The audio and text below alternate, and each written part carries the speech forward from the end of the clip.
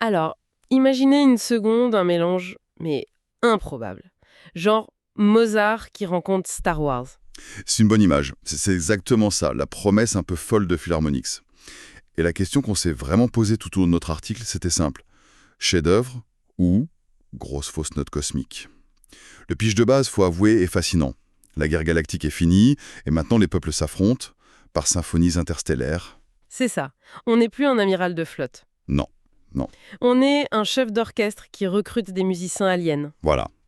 C'est un jeu de chez Arcona Games, conçu par Faris Souhaimi.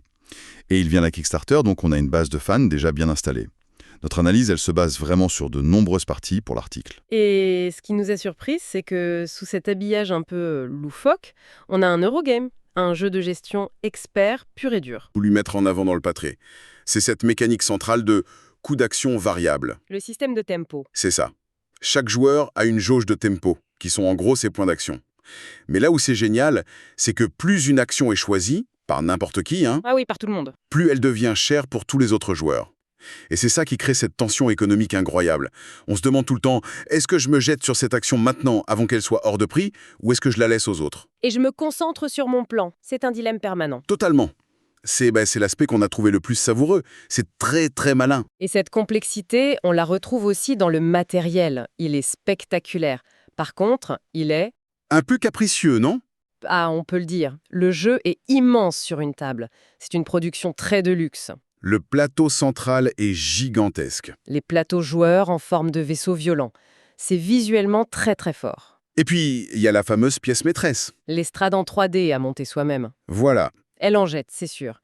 Mais je me souviens qu'on a un peu galéré au montage, et même pendant le jeu, sa stabilité... C'est le moins qu'on puisse dire. Elle est aussi belle qu'instable.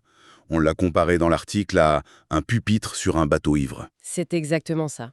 Il ne faut pas éternuer trop fort à côté. Non, c'est un petit bémol. Ça casse un peu l'immersion. Bon, au-delà de ce pupitre un peu chancelant, quel est le verdict final de notre analyse? Parce que mécaniquement, c'est brillant. Mais qu'est-ce que ça laisse comme sensation à la fin? C'est là que le bas blesse un peu. Techniquement, le jeu est irréprochable. Vraiment. Mais il s'en dégage une certaine froideur. Une froideur mécanique. On a trouvé qu'il manquait cruellement de ce qu'on a appelé un crescendo dramatique. Un peu comme un virtuose qui jouerait chaque note à la perfection, mais sans aucune âme. C'est une excellente image. C'est tout à fait ça. La boucle de jeu est très, très linéaire.